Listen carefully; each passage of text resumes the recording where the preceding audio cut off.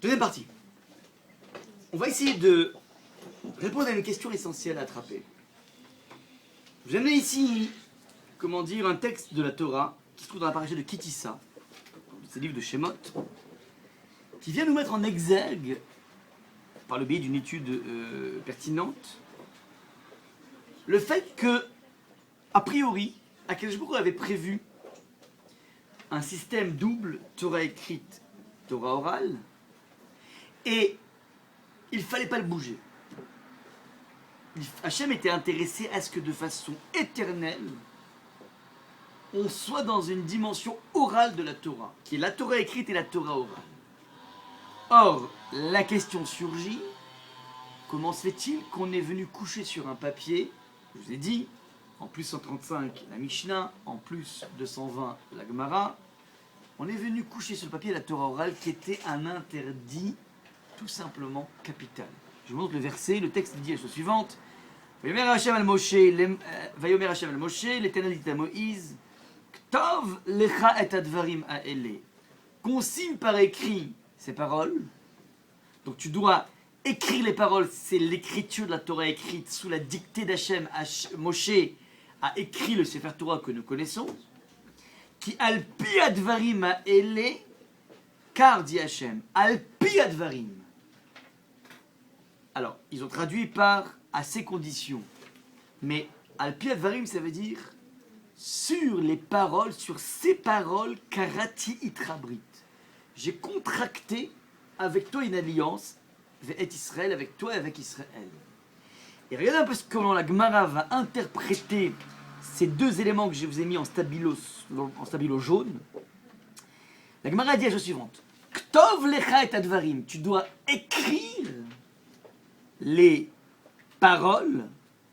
Donc le texte te demande d'écrire des paroles. Donc je dois coucher sur un texte. Mais dit le texte de la Gemara avec Ketiv, et il est marqué aussi dans le même verset, qui alpi advarim. Alpi advarim, ça veut dire les paroles advarim, pi, oral. Ça veut dire, il existe des paroles qui doivent être écrites, mais il existe des paroles qui doivent rester alpées, qui doivent rester orales. Il faut garder l'oralité de la Torah. Donc vous voyez que le verset, comment dire, place deux types de Torah. Il y a une Torah qui va être écrite, et il y a une Torah qui va rester alpée orale. Donc le Talmud demande, mais je ne comprends pas, tu me parles de l'écrit, tu me parles de l'oral, il y a une sorte de confusion dans le même verset. Aketzad demande le Talmud, comment est-ce possible? Réponse. Dvarim shebirtav iatara sheilo omro alpe.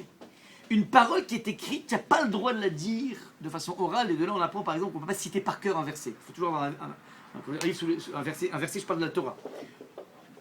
Tu dois t'arranger à avoir un texte sous les yeux. Je lis dans le Chumash pour lire le verset.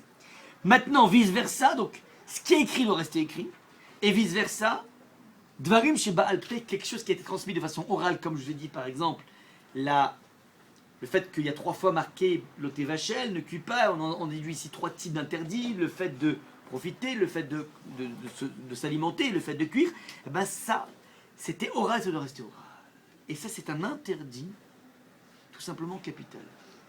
Et donc la question est la suivante, comment se fait-il que nous nous soyons permis, les maîtres se sont permis, de pouvoir coucher sur le papier tous les enseignements oraux?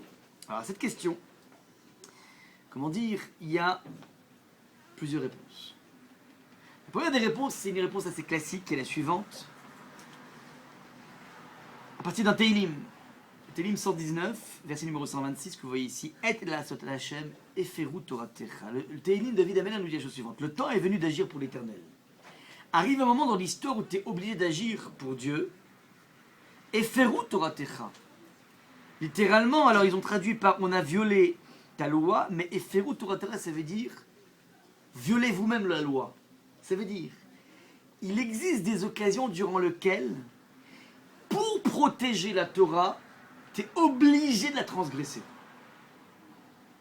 Ce verset nous indique la latitude possible d'aller à rebours de la Torah pour, tout simplement, protéger la Torah. Je vous donne un exemple. Vous connaissez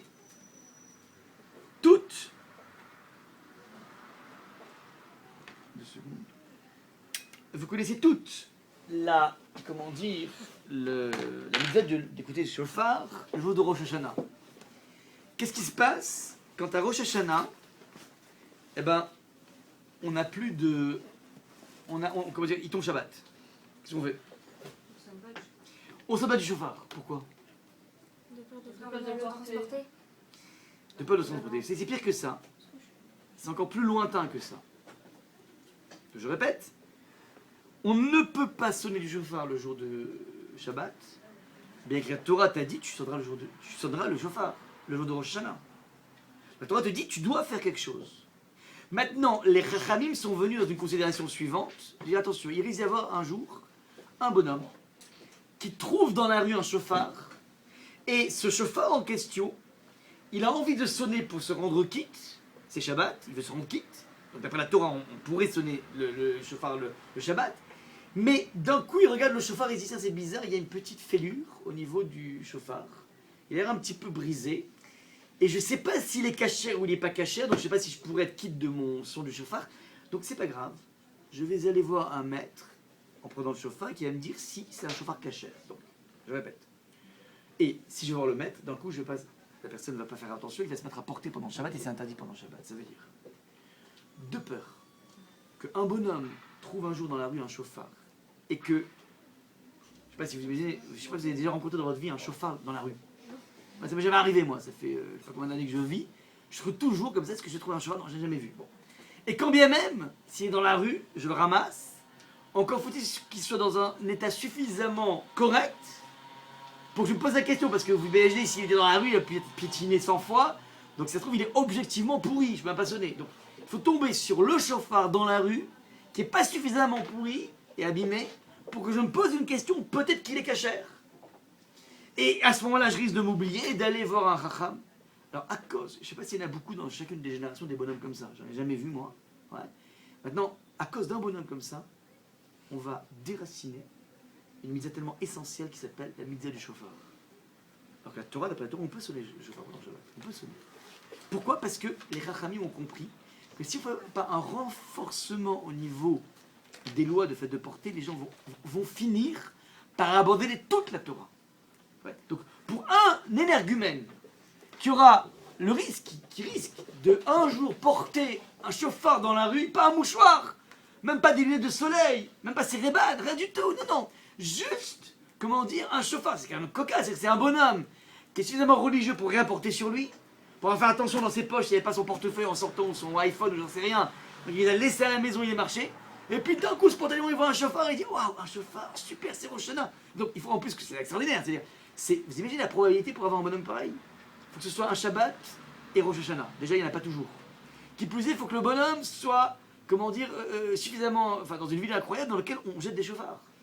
On ne jette pas des chauffards, ça a une valeur. Ouais. Et qu'il soit suffisamment en bon état. Bon, c'est impossible, c'est probabilité, c'est presque impossible. À cause de cette micro-probabilité, on est venu t'empêcher. C'est vrai que quand Rosh Hashanah tombe Shabbat, on ne sent plus rien, quoi. Ouais, ça ne suffit pas le moussaf, il nous faut le chauffard, alors on est totalement déconnecté, ouais. Ben, c'est comme ça, c'est pas grave. On te déconnecte, mais c'est pas grave. On te déracine quelque chose que la Torah t'a demandé de faire.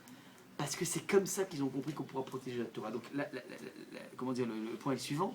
Si tu ne couches pas sur papier la Torah, parce que c'est interdit, c'est vrai que c'est interdit, eh ben, de toutes les façons, il n'y aura plus de Torah.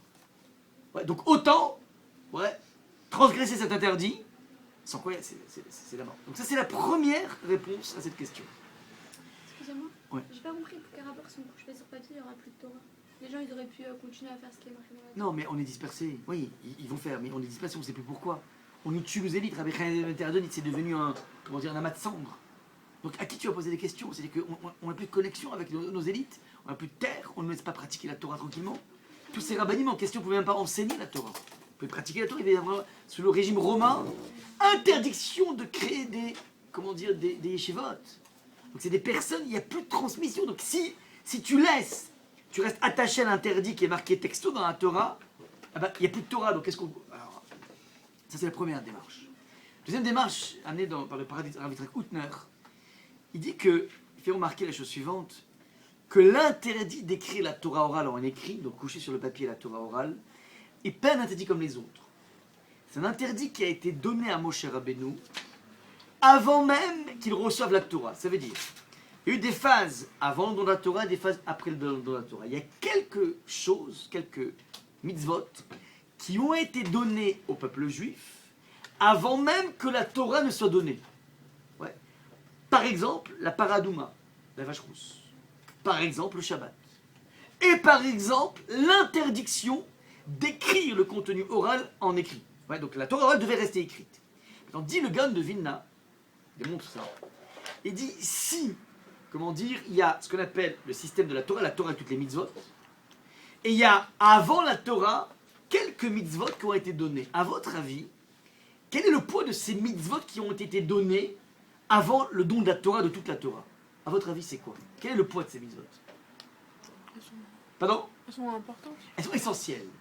C'est-à-dire qu'il y a un système qui s'appelle la Torah, et tu as ce qu'on appelle des clés de voûte. Ça veut dire des mitzvot qui sont cruciales, qui sont un petit peu tout ce qui sous-tend la Torah. Alors vous avez parlé de la paradouma, le principe des choukim, de Shabbat, qui est un des clés de voûte de toute l'existence juive. Ouais. Donc presque avant de parler de Torah, il faudrait parler de Shabbat. Ouais. C'est bizarre ce que je dis, mais c'est l'idée. Maintenant, avant même de parler de Torah, il faut bien que tu comprennes une chose, c'est que c'est interdit de passer de la dimension orale à la dimension écrite. Tu te débrouilles. Tu as un texte écrit, ça ne bouge pas, et tu ne peux pas le mettre en oral, mais tu as un texte, tu as une bande, tu as un MP3 oral, tu n'as pas le droit de coucher sur papier. Et ça, c'est tellement important que je te le dis avant tout. Alors, il dit le Gaon de Vilna, amené par le Rav Yitzchak Hutner, il dit que, ça veut dire quoi ça? Ça veut dire que, fondamentalement, si demain, on va être obligé de transgresser cet interdit parce qu'il n'y a pas le choix, puisque c'est un interdit qui est la clé de voûte de tout le système, alors il faudrait que tu le fasses de la façon la plus parcimonieuse possible. Je m'explique. Imaginons qu'un bonhomme a besoin pour son régime, pour continuer à vivre, il a besoin de faire un régime de cochon. Manger du cochon, du jambon. Et ben, pour lui, le jambon est hyper bon. Parce que la Torah demande la vie. Et donc, il peut s'en donner à cœur joie avec du jambon. Ouais. Et jambon par-ci, jambon par-là. C'est médical. La seule chose qui peut le guérir, c'est le jambon, un point, c'est tout. Maintenant, ça c'est lorsqu'il s'agit d'un interdit qui se trouve à l'intérieur même de la Torah. Donc c'est un des centaines d'interdits. Et donc tu dis, voilà, moi par rapport à ma santé, ben, je suis obligé d'en venir à manger du cochon. Et donc, la personne qui mange du cochon, il pourra s'en donner à cœur joie. Même si ça lui fait mal, mais tant pis. Enfin, ça lui fait mal au cœur, mais il n'y a pas le choix. Maintenant, un interdit qui fait partie de la clé de voûte, lorsque la personne sera obligée d'enfreindre la clé de voûte, il faut qu'il le fasse de la façon la plus parcimonieuse possible. C'est la raison pour laquelle, lorsqu'on est passé du verset à la Mishnah, les maîtres n'ont pas tout donné. Ils ont tout donné, mais de façon la plus condensée possible. Et c'est la raison pour laquelle, au moment où on est passé de la Mishnah à la Gemara s'est voulu expliciter les choses pour clarifier les choses, mais c'est pas si clair que ça. Et on va avoir besoin de l'apport des Rishonim qui vont venir nous clarifier, mais eux-mêmes, dans leur clarification, ils y vont de la façon la plus radine possible. Pourquoi? Parce qu'à chaque fois que je découvre quelque chose, je suis encore en train de flirter avec un interdit qui est permis, mais qui est en même temps une clé de voûte. Et si tu touches aux clés de voûte, tu touches à tout l'établissement. Ce qui fait, ce qui est magnifique, ce qui dit le Rav Yitzchak Hutner, que malgré tout ce qu'on a pu écrire et qu'on va continuer à écrire, et des Rav Yosef, vous savez, il a écrit des œuvres mais colossales. Ouais, il a écrit pour répondre à des questions, mais il utilise 1000 références, mais c'est colossal. Tout est écrit, on a tout dit, non. Après Rav Yosef, il y a encore de quoi parler. Ça veut dire que la Torah, malgré ses multiples strates d'écriture, ne se laisse pas emprisonner dans le texte. Elle est restée totalement orale. Elle est dans un séminaire, elle est dans une Beth Midrash, vous allez voir à quel point, dans une yeshiva, dans laquelle à quel point tout est profondément, comment dire, vivant, tout est vraiment parlant. On passe notre vie avec un support, mais à parler, à essayer, par le biais de langage, de toucher à l'authenticité de la vérité qui se trouve couchée dans le texte et surtout camouflée dans le texte. Donc voilà, ça veut dire que fondamentalement, la Torah est restée totalement orale malgré toutes ces strates d'explicitation. Voilà un petit peu ce qu'on peut dire par rapport au passage de ce qui s'appelle la Torah écrite vers la Torah orale qui est restée en fin de compte totalement orale.